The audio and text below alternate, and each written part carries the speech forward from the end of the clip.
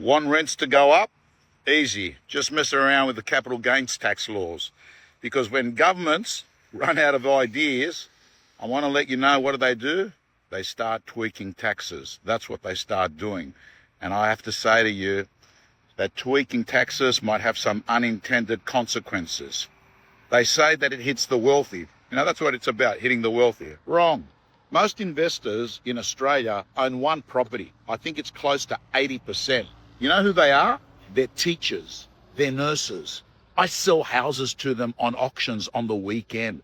They buy property for financial security for their kids. They're not running around like Adrian Portelli in a Maserati Lamborghini with lots of properties. These are people that are working in frontline services that have chosen to have investment property as their method to actually grow financial security for their kids.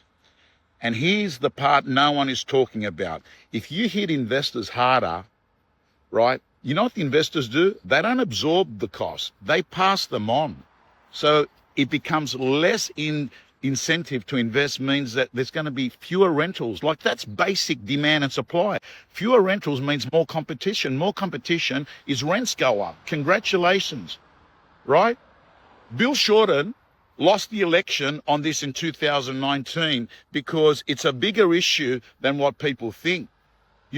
Housing isn't a slogan, man. It's a supply game. So at the end of the day, if you're just looking at one lever to solve a housing issue, right, it's going to end up having some unintended consequences, which is going to basically mean, who's going to pay for it all? I'll tell you who's going to pay for it all. It's going to be the ones that least can afford it. The tenants. I've got to say, stop looking at one way to solve the housing issue. It is an approach that needs various example.